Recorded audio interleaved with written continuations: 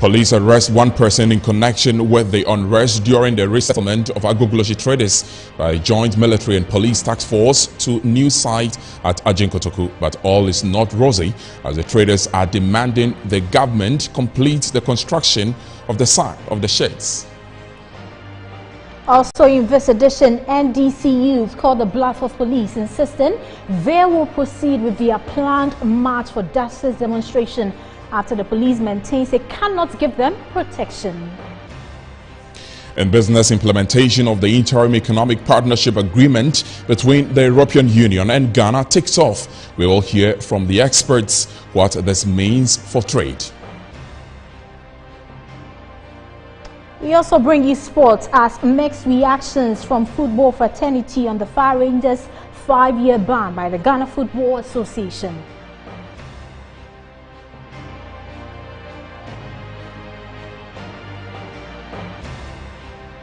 Across our borders, U.S. President Joe Biden on Thursday comforted families of people killed or missing in the rubble of the Florida beachfront apartment building.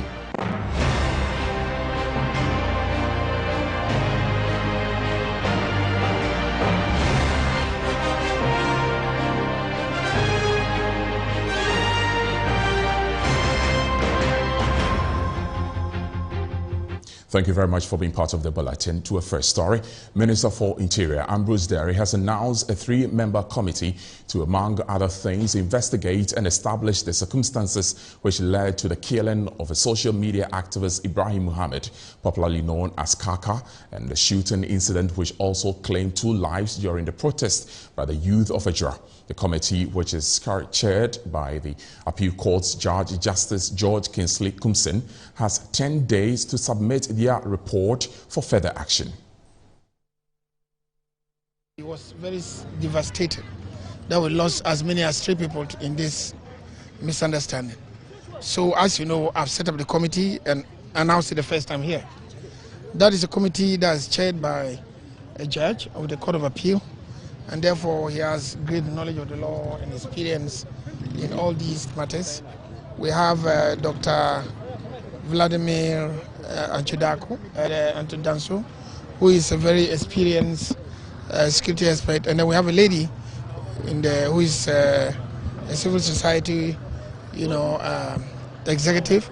If you read her background, is really comprehensive. Several aspects of her, from journalist to a person who can deal in conflicts, and just the right person who has the right balance to serve here. So our expectation is that they are going to come out with the recommendations that will help us prevent a recurrence of this first year in any part of the country. So that's the one. Then of course, the other part has to go around, I go around to commiserate with the bereaved families. You are with me? Quite an emotional thing. You go and you see the people who have lost their loved ones. I told them the president's condolences and the commiseration, and looking forward to see what the outcome of the investigation would be. I think that I was quite touched, especially when I went to Kaka's place, where the mother kind of was protesting that one of the sons had been arrested. Quite a difficult situation for her, but that is a matter that is being handled by the CID. We want to know who killed Kaka, and that's the most important thing. And I believe that with time we will get that. The rest of the people, I want to thank you people and the civilian population here. You have most of the time been cooperating with the security agencies. I invite you to go back to that standard behavior and report whatever threats you receive. The right to demonstrate is a constitutional right, and we support it. We loved it. Growing up, I demonstrated.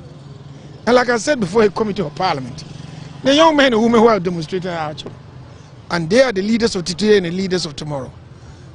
What government can do is to engage them. What will give you assurance is that we are going to find who killed Kaka, and that one there's no compromise. If the brother didn't kill Kaka, I'm sure you go free. But if you kill Kaka, the law will take its course. Because I myself can be arrested if they think that I killed Kaka. Why not? There's the issue with recommendations which usually come out of committee or commission. Are we going to have a political will to enforce this kind of? Let's now run you through the members that constitute that committee that has been set up by the Interior Minister. We'll have them roll on your screen shortly. First, we have Justice George Crimson. He's a Justice of the Court of Appeal, and he was inducted as an appeals court by President Akufo-Addo on the 7th of August in the year 2020. He delivered the judgment where the court dismissed a case in which Export Finance Company Limited was seeking to quash the administrative decision of the Ghana Revenue Authority to freeze the account of the company in 2020. He also sat on the case of the Bank of Ghana against UniCredit in 2019. The second is Dr. Vladimir Enchidanso. He is a security expert. He is an expert in the fields of international political economy, conflict, security, and terrorism. He is Dean of the Ghana Armed Forces Command and Staff College. He is a product of the University of Ghana, the Leningrad State University in Russia, and the Fletcher School of Law and Diplomacy, Medford in the USA. So third, we have Juliet Amwa. She is the Executive Director of Pen Plus Bytes. Juliet has nearly 20 years working experience in social development work. She's worked with government bureaucrats, parliament, traditional authorities, the media, the judiciary, and the executive arms of government. Now, Juliet has a diploma in journalism, a Bachelor of Theology, and a multiple postgraduate degrees in governance and leadership, social policy studies, new media, and democracy, as well as a postgraduate diploma in human resources. So there you have it. The people that constitute that committee as has been set up by the Interior Minister on the orders of President Akufo-Addo.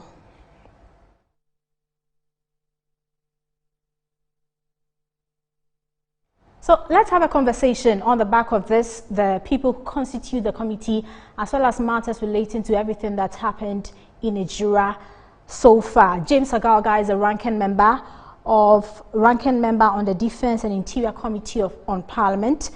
He joins us now for a conversation on the back of this. Now, thanks so much for your time on Newsnight. The minority in Parliament has been insisting on a commission of inquiry rather than the one that has been put in place by the Interior Minister. Now we have a committee set. What's your initial reaction to this?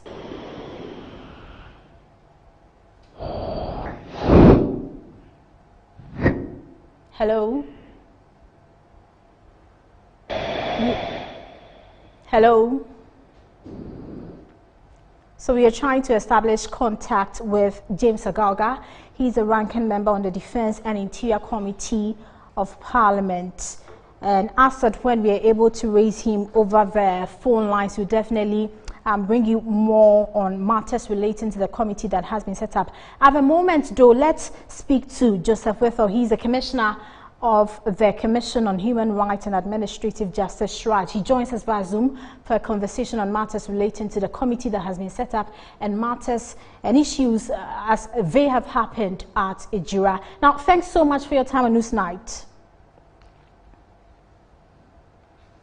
Hello? Kindly unmute, please. Yeah, I'm saying it's a pleasure to be on Metro. All right, so the NDC, the minority in Parliament was asking for the setup of a commission of inquiry within the meaning of Article 278 of the 1992 Constitution. Now, with respect to the issue at hand, of what impact will relying on Article 278 of the 1992 Constitution have on the results that we would have at the end of the day? Well, from my perspective, I think going along with the commissions of inquiry under the Constitution may rather not be helpful, because we're dealing with a situation where the courts have already ruled that the evidence that is gathered from a commission of inquiry under Chapter 23 of the Constitution cannot be used for prosecution. And so why go in that route when your purpose is, from the footages that we've seen so far, it's obvious that some harm has been done to people. In fact, they have actually, there has been, quote unquote, some murder, alleged murder. And so why would we go that route? I would recommend that we go along with what the president's public inquiry would bring about. That inquiry is certainly going to be helpful because one, we're dealing with speed. It will take 10 days within which to submit the report. Two, we're dealing with the composition. At first, we're all skeptical about what a ministerial committee can bring. But it's obvious that looking at the personalities who will be on this committee, we're talking about the Court of Appeal judge, some Dr. Inchudanso, who is a security expert, and quite a number of people who are useful in terms of the Pen Plus Buy lady.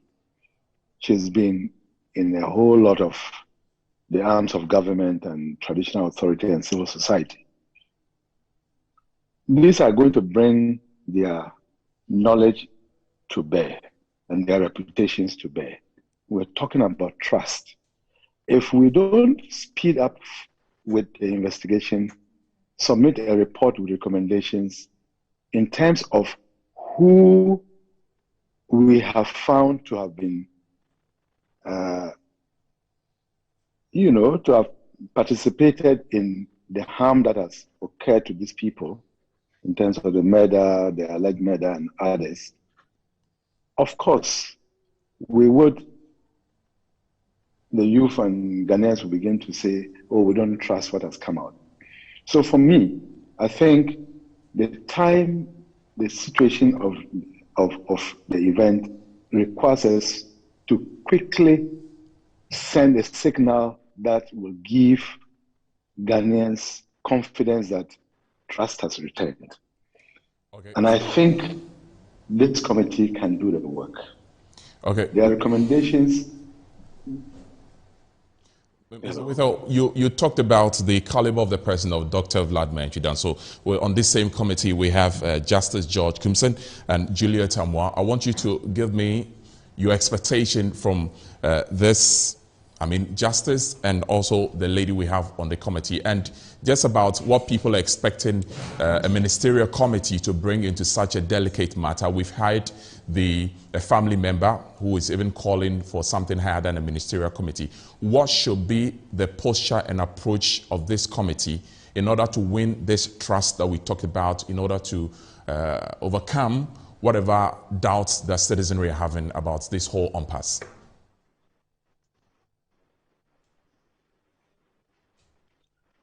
Right. Thank you so much. Even though I've not spoken about the Court of Appeal judge, I know him well. I know his predisposition towards issues of human rights protection. He's somebody the Commission has worked with, and I'm very confident that he will bring his experience to bear. And his reputation is at stake. In terms of the third party, Juliet Amwa, unfortunately, I've not had that one-on-one with her, but I'm confident, given the resume that you have run before we started speaking, that this is somebody who is so exposed to the arms of government and how they work, and the need for us to have peace in this country.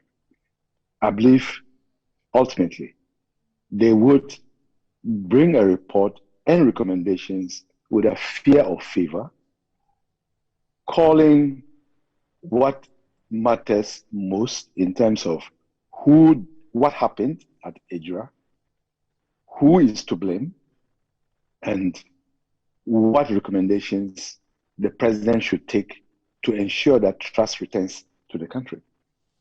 I don't want to say I'm very confident, but I think I am satisfied that this is a committee that can bring about the trust that seems lacking, and assure the family who unfortunately have lost a dear one way or the other, the families, to appreciate that law works and there's law and order in this country. We may give people the power to protect us, but we should also have the trump card to determine how they have acted. And if they've acted wrongly, they will be held accountable. We appreciate your time so much with us. That is the Commissioner for the Human Rights and Administrative Justice, Joseph Wethel, joining us on the Zoom. We go straight to the phone lines and connect with James Agaga, who is a member of the Defense and Interior Committee on the Parliament of Ghana. A very good evening to you and welcome to the program, sir. Thank you. Help us understand this difference between the ministerial committee and that of which the family is indeed requesting for. Well, we have earlier held a press conference. I'm talking about the minority group in Parliament, and made it very clear that the President's directive to have a ministerial committee look into the shootings in Ejura leaves much to be desired. First of all, we need to understand that the powers that a ministerial committee has to perform whatever task is assigned it is not spelled out in any law or a regulation. So the ministerial committee is going to largely depend on the goodwill of the witnesses who would be invited to appear before it and testify. When it comes to the production of documents, once again, they're going to have to rely on the goodwill of people who may be questioned at the committee. Thirdly, if you also consider the fact that the nature of the problem that has unfolded before us at Ejura clearly requires that at the end of the day, far-reaching recommendations are made with the view to effecting structural changes within the police service itself and even in the armed forces. What type of arrangements do we want to have with respect to our internal security management? Do we want to have the armed forces take over the role of the police? If that is what we want to do, let's all say so with one voice. But if the laws of the land are to be respected, then one would expect that this committee, the ministerial committee, would have what it takes to make far-reaching recommendations to put the police in its proper place so far as internal security is concerned. But here we are talking about a committee which wouldn't even, in my estimation, have the power to summon the very minister who has set it up. Would this committee have the power to summon, say, the interior minister, whose committee it is? And so if they can't call the minister to interrogate, maybe he's the one whose actions needs to be probed. But these are some of the limitations ministerial committees suffer from. And so we, from the minority group in Parliament, have been of the view that a commission of inquiry under the Constitution, Article 278, would have been most appropriate in the circumstances. Because if you look at the scope of power of commissions of inquiry, they can actually enforce the attendance of witnesses because they are clothed with powers similar to the powers of a high court of justice. They can compel the production of documents and so on and so forth.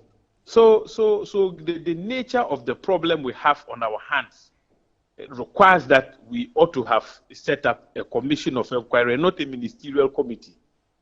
Okay, so we just spoke to the Commissioner of Shraj, and he explains that given the workings of Commission of Inquiries and then the 10-day limits we have at hand, it would be impossible to be able to meet the deadline and then get the findings out should they go by the Commission of Inquiry. Hence, government's decision to go with the committee, with the ministerial committee. What's your reaction to that? Yeah, so first of all, why the indecent haste? Why do we want to limit the investigations to a 10-day period? If we're interested in having recommendations that can result in structural changes in the way and manner, for instance, the armed forces are deployed in internal civil operations versus the traditional role of the police, we should not be limiting ourselves to 10 days. Okay. So for me, that is the problem.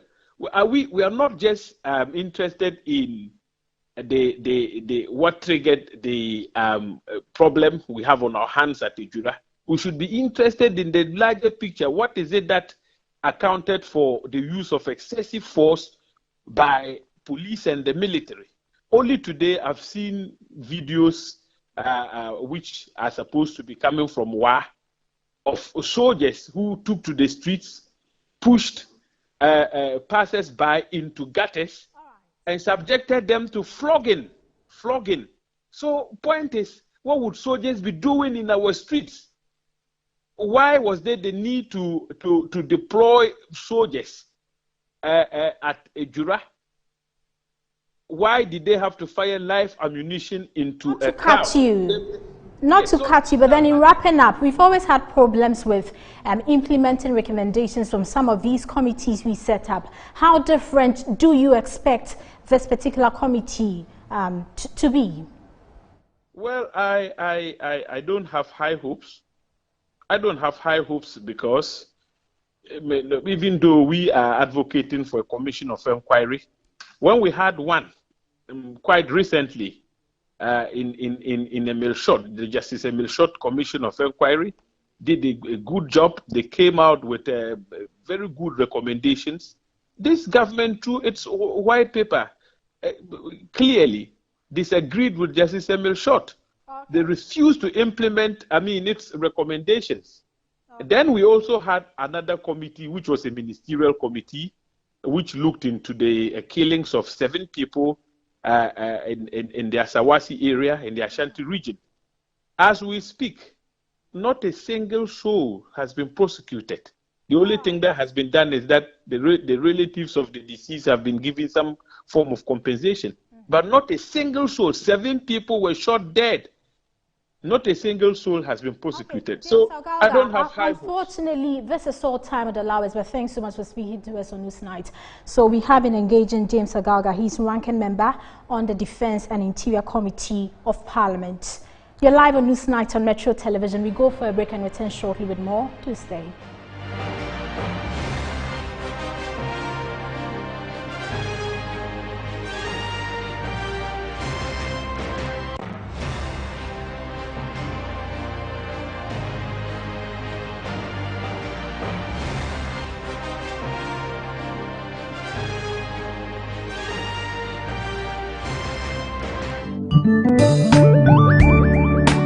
In Ghana and in Africa, there is only one place to look to get that luxurious design and decor for your offices and homes. Visit Jamila Home. We give you the climax of luxury wherever you find yourself. Presidential and executive office furniture, living room sets, dining set, stunning mirrors, adorable wallpapers, lovely king and queen size beds, valuable antiques and antique goods, beautiful chandeliers and more. Into the bargain, we provide caring customer service, prompt delivery service, skilled and artistic full house design and decor services, and free decor ideas for your space. Our products and service is unparalleled, boasting of top-tier clients all over the globe.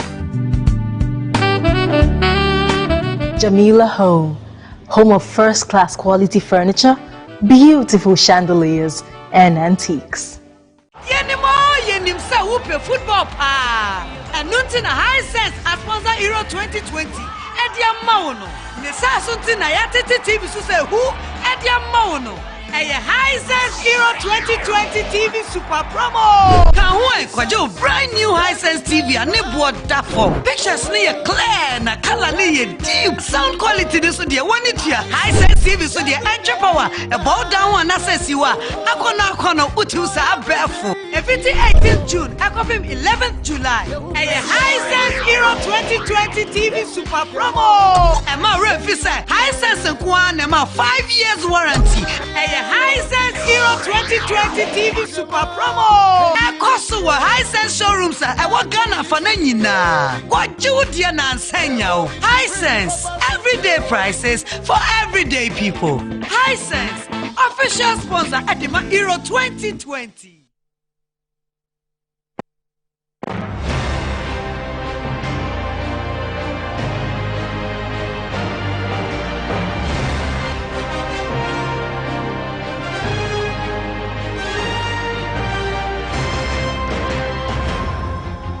You're welcome back to the program. Still watching NewsNight here on Metro Television.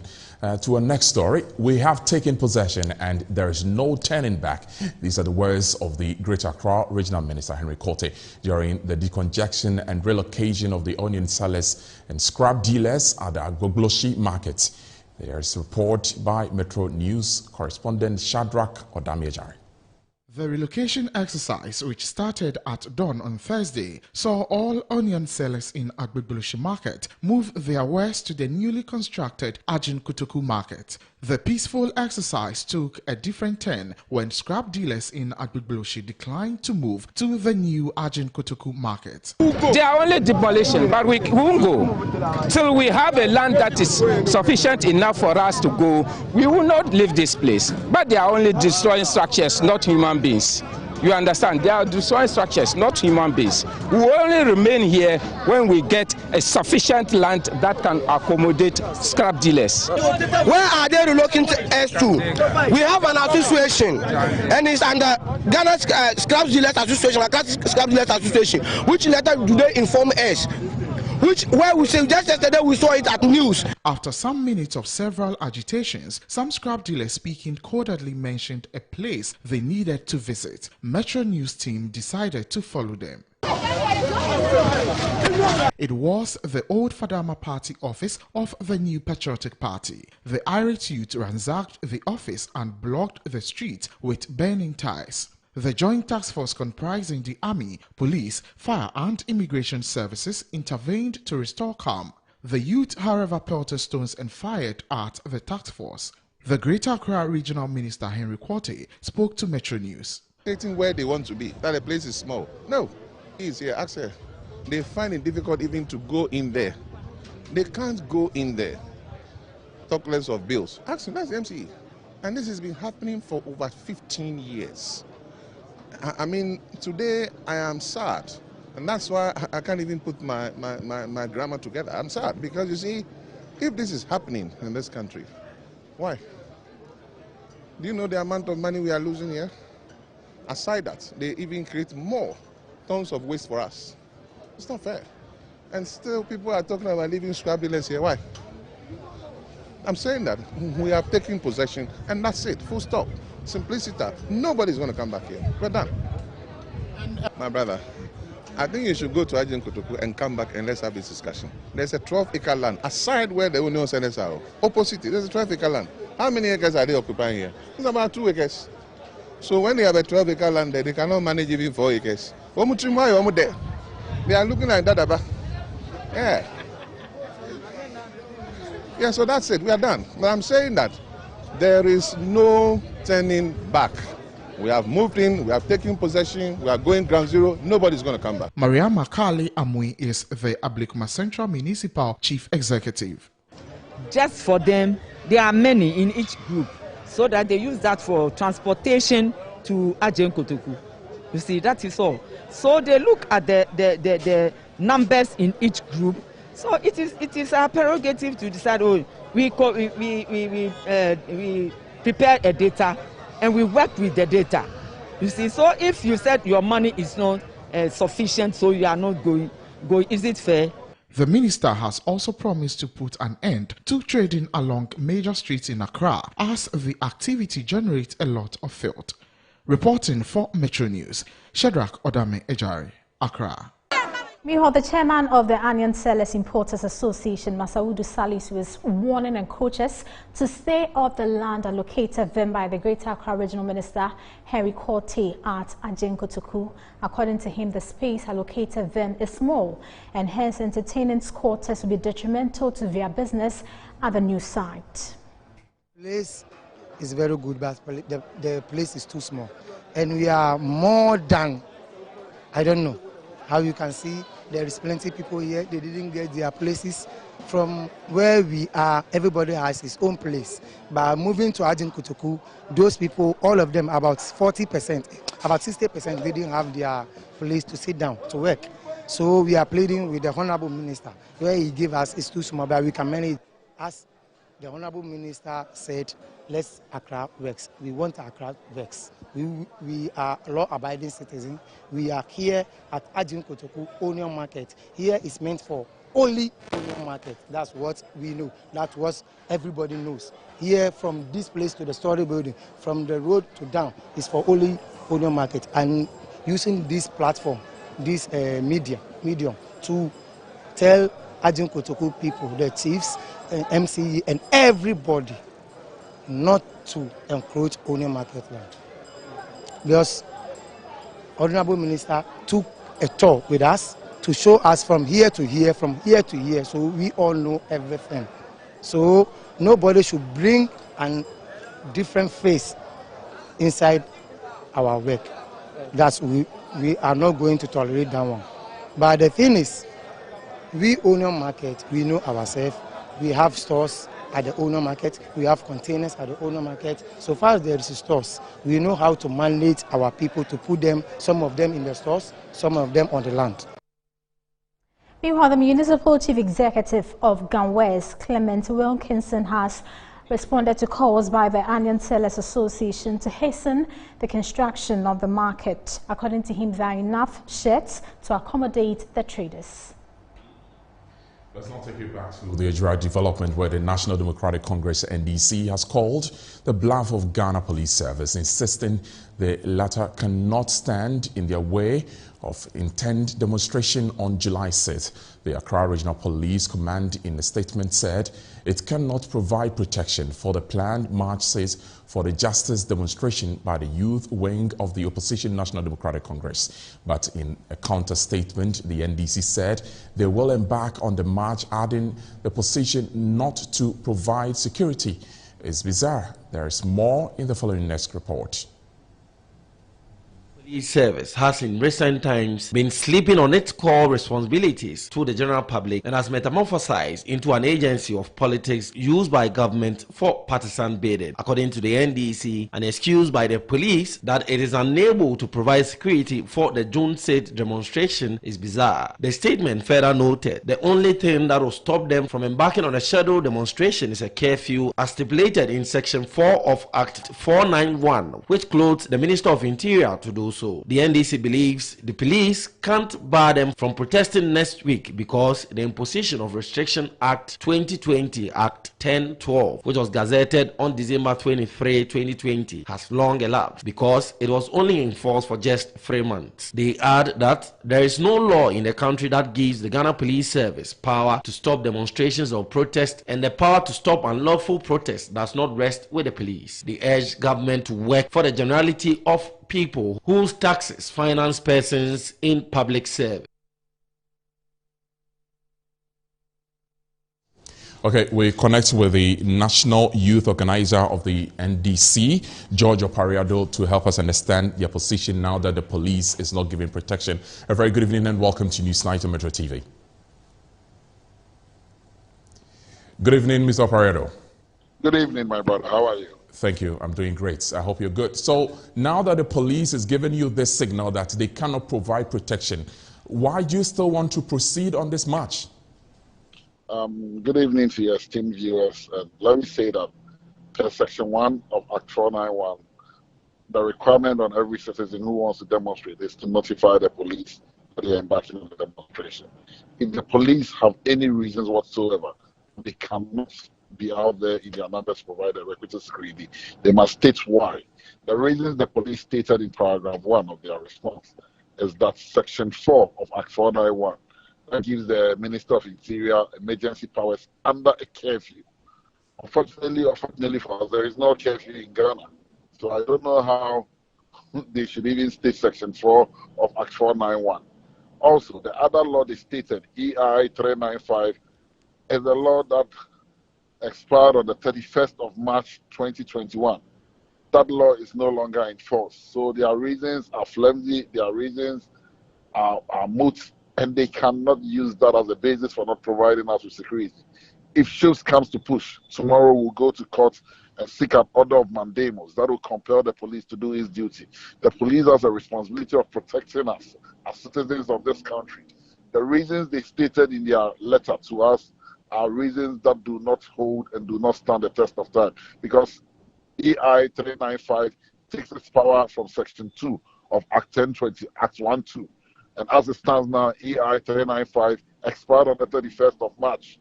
So that law is not in force. If the police have been a bit meticulous, if they were not doing anybody's bidding, they would have known that it is their constitutional duty to provide protection for citizens who are determined to demonstrate. Demonstrations are they are rights that inure to every citizen who wants to demonstrate, and the police cannot stop that. It is good they didn't say they are stopping the demonstration. All they said was that they will not provide security.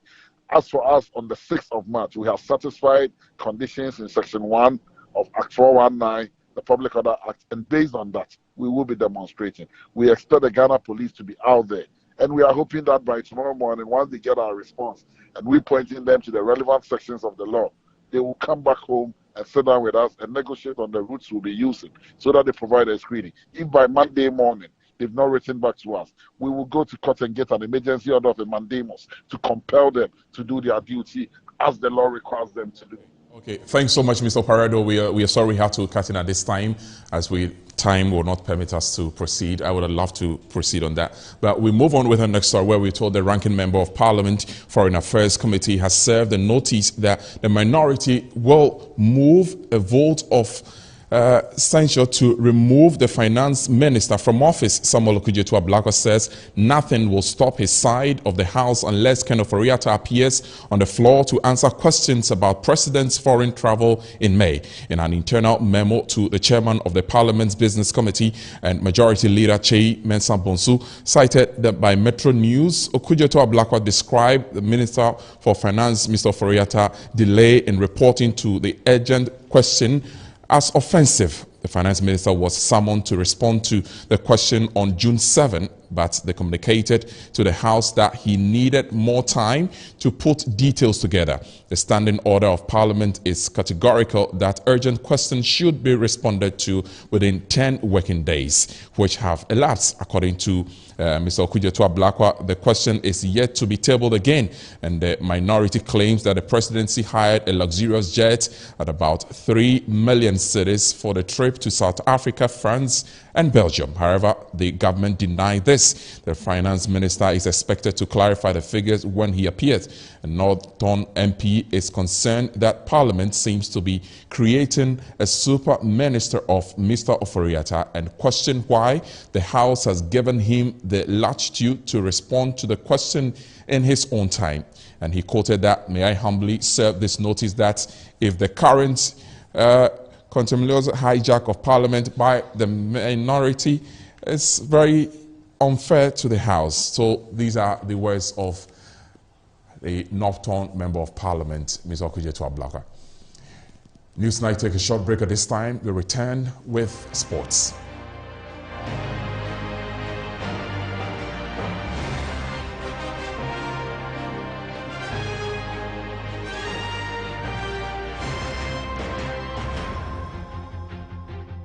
That cloth handkerchief gets dirty and wet after wiping your sweat or blowing your nose with it?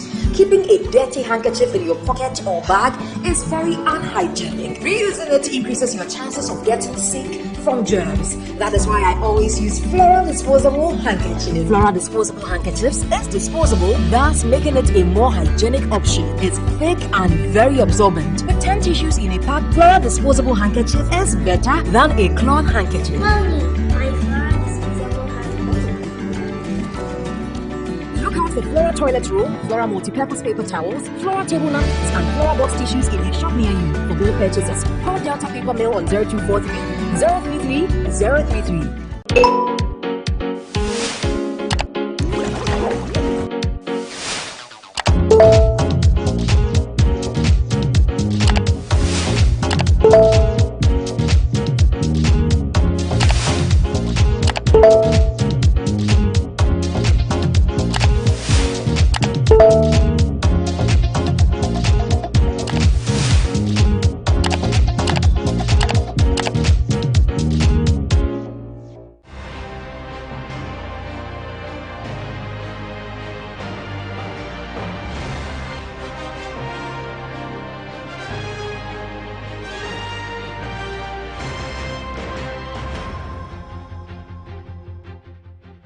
You're welcome back. This is NewsNight on Metro Television. It's now time for the latest in business, and Winston is standing by. Hello, Winston. Hello, Ifya. What's coming up in business? In business, I'll bring you an update on the economic partnership agreement that has been released by a joint partnership between Ghana and the European Union, disclosing how beneficial the partnership is going to bring to the businesses in Ghana. Stay tuned for more here.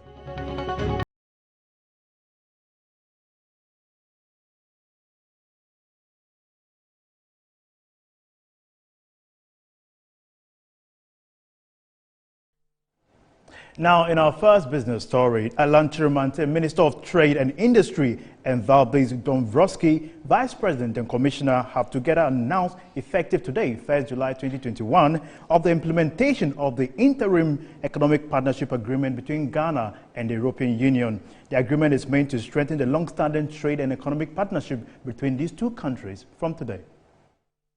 Alan Chirumante, Minister of Trade and Industry of Ghana, Valdez Dombrovsky, Executive Vice President and Commissioner for Trade of the European Union, together have announced that July 1st, 2021 marks the start of the effective implementation by Ghana of the Interim Economic Partnership Agreement between the European Union and Ghana. Since December 2016, the EPA guarantees duty-free, quota-free access to the EU market for products made in Ghana, and as of today, Ghana starts liberalizing access to its market for 80% of the total volume of EU products. This is crucial for developing and diversification of our local bilateral trade. It also creates better opportunities for EU companies to trade and invest in Ghana and produce goods for export to the wider African market under the preferences available under the African Continental Free Trade Area. Although the EPA was concluded in December 2007 and ratified by Ghana in 2016, the implementation of the tariff liberalization schedule was delayed pursuant to technical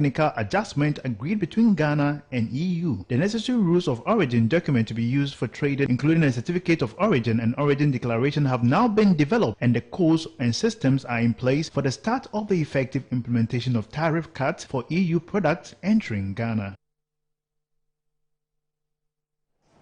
Right about now, still on the European Partnership Agreement, have been joined on Zoom by the Association of Ghana Industries, Greater Accra Regional Chairman Chonam Akelu, and also the economist and investment analyst Paul Frimpong, to delve deeper on this issue. Now let me go to Mr. Chonam. Mr. Chonam, good evening and welcome to NewsNight. Good evening, and good evening to your listeners. All right. I would like to get your take. Since the commencement of the Economic Partnership Agreement starting today, will you say what is the position of the AGI and how best can you take advantage of this partnership going forward? Thank you for the question. So for us, we are excited essentially because it's been signed already. There are benefits that accrue to Ghanaian industries. You realize that we export a lot to the European market. We export tuna, we export cocoa, we export horticultural products, etc. And so henceforth, most of these produce to the European market will benefit from this agreement significantly, which is actually what they need. So we're excited in that front, even though we're fully aware that the overall effect will be that the product that comes from the European markets are obviously more than what we export. And so we look forward towards a situation where we can expand our production capacity in order to take full advantage of the opportunity that agreement provides. Has the AGI been given the necessary assurance and protective reforms to protect indigenous companies in Ghana as against European companies who will be trading against? Well, you realize that in the current global order, the word protectionism is not normally encouraged. And so you see that there are several of these agreements that are signed across countries between and among several nations. And so Ghana government over the years continue to support industry and the growth of industry. There are several programs like the One District, One Factory, etc., that government put in place to support the growth of local industry. As to whether these efforts are enough to allow us to benefit entirely from the agreement is a different matter. But the good thing is that the agreement is not entirely operational at this moment. It's targeted and structured in phases in order to allow a local industry to grow. All right. So let me get an economist perspective on this issue. Mr. Paul, we understand that Ghana has been noted as a seat of the Africa Continental Free Trade Area. How does it give and what is the outlook of these on our economy as a nation, basically? Well, good evening, and thank you for this opportunity. Good evening to your viewers as well. I think it's a welcome development, as Mr. Akpelu mentioned. Looking at the current situation that we find ourselves in, we've had a very deeper conversations in the past couple of months or last 12 months with respect to trade and investment and trying to position Ghana as the investment destination for the entire continent, not just for West Africa. And I think in that respect, we've gained some momentum following the location of the AFTA Secretariat here in Accra. So I think that gives a very strong signal of the commitment of Ghana, led by the government, as to how we want to move from depending on grants and aid to trying to do real business and attract the kinds of investment that will go into very productive sectors that will project in the long term. Okay, so I believe that these are all interesting developments, and this sort of arrangements, like the EPA, interim EPA that we signed, actually goes in line with the Africa Continental Free Trade Area. And I'm sure there are some protocols and there are some adjustments that have been taken into consideration because of the AFTA that we have in place now. All right, but gentlemen, thank you. Gentlemen, I think that's all time could permit us to have at the moment. We'll delve deeper on other subsequent bulletins, but I say thank you for your time. This is Business on NewsNight. I'll be bringing you more on subsequent bulletin. My name is Winston Taki. Back to Nana, Entry, and Ifia for the rest of the bulletin. Thanks, Winston, for the business update. You go for a break and return shortly with Sports Tuesday.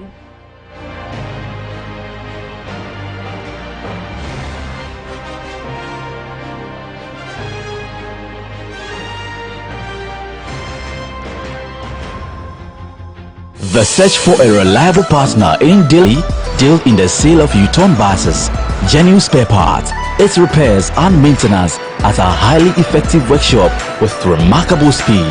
We also have available the sale of Camel car batteries, Weichai and Kia spare parts, Zonton coaches and light-duty vehicles for everyday movement. Contact us on 020 000 0831 or 054 555 7500. You can also email us info@saautomobilegh.com or visit our website at www.saautomobilegh.com. SA Automobile, the pleasure of doing business with you is all ours.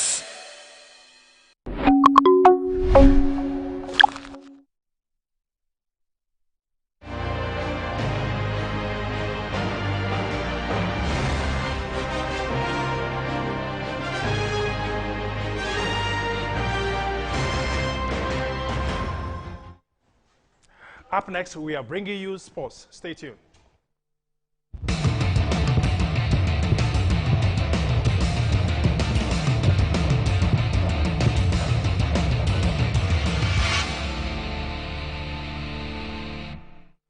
My name is Feo John Quarte. Stakeholders within the football fraternity in Ghana has been reacting to the Ghana Football Association decision to ban Far Rangers for 5 years over an issue of misconduct. Chairman of the League Clubs Association, Kujo Fiano, is the latest to react. Just from all football-related activities for 5 years. According to the release, the decision to ban the Division 1 league side was as a result of misconducting and violating the rules of the football governing body. Reacting to the decision, President of the Ghana League Clubs Association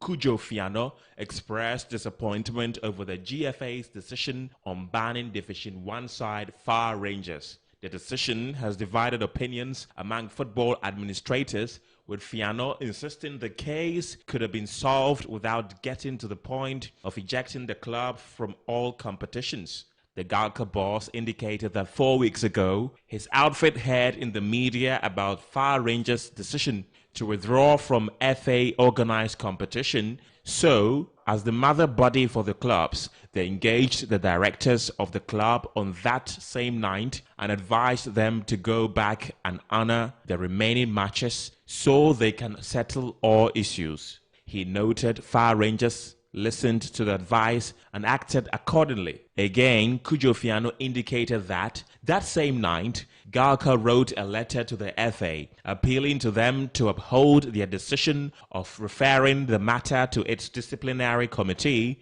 but there was no response from the FA. He is therefore surprised and disappointed with the decision by the FA because the matter could have been solved amicably or other way round. Meanwhile, a former normalization committee member of the Ghana Football Association, Na Odofule Norte, has also expressed her disappointment with the FA's decision to ban Far Rangers for 5 years over an issue of misconduct. In her Facebook post, the Accra-based legal practitioner noted that the act by Far Rangers does not warrant such a punishment, and that points deduction and a later GFA congressional decision would have been welcomed. Well, away from that, let's focus on Olympic preparation as the Olympic Games is settled to take place in 27 days' time. And the president of the Ghana Olympic Committee, Benunu Mensah, has expressed his gratitude to the government for their support given Team Ghana before the Games. Much for the love you've shown for Ghana sports, and especially for these young boys and girls. I'm very close to them, and I know what it means to them to come and see the father of our country, the president, before they leave. As the Honorable Minister has said, Ghana has qualified about 15 athletes for the Tokyo Olympic Games. We're very fortunate to have a few of them who were based outside and camping and training outside. We have qualified in 4 disciplines. We're doing athletics, the track and field. We also qualified in swimming, Your Excellency. We also qualified to participate in judo. And we've also qualified to participate in boxing and then also weightlifting, Your Excellency, just to get your blessing. And as I said earlier on, for most of these boys, it means a word of blessing to them. No financial reward at this moment would even be big.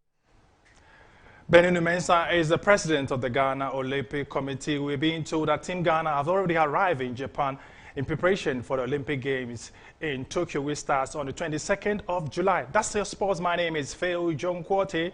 Desmond is standing by for the latest in showbiz. Desi? Well, John, in showbiz today, we're talking International Reggae Day. I've got the details.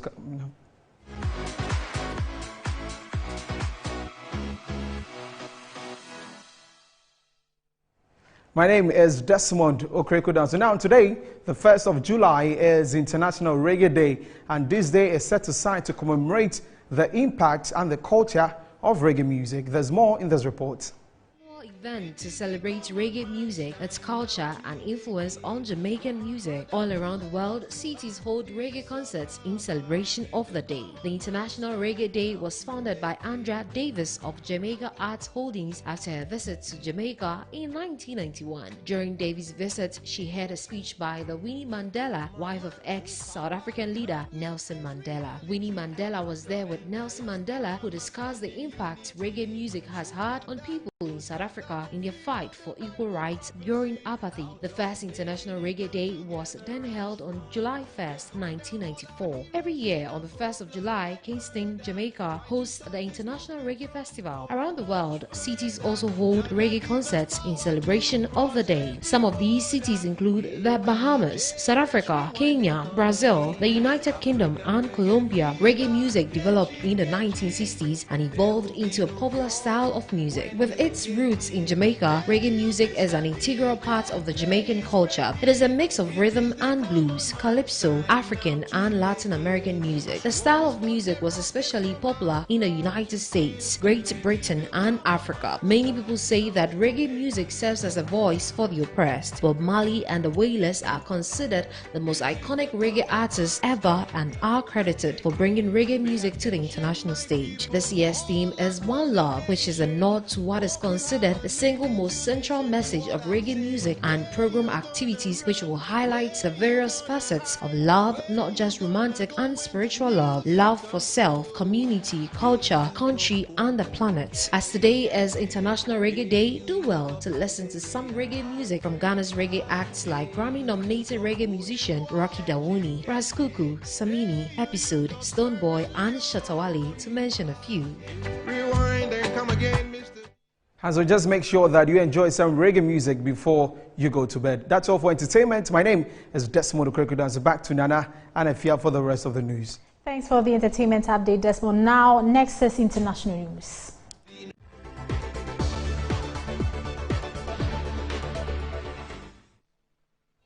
U.S. President Joe Biden has met with a team working to rescue victims from the rubble of the apartment that collapsed in Florida.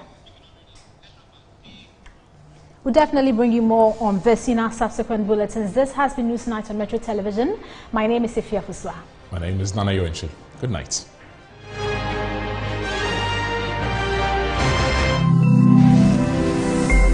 Metro TV. Insightful and inspiring moments. You're in our brave new world now. It's about owning your story, who you truly are. You don't have to change who you are. There's always a way to get what you want. We're gonna die.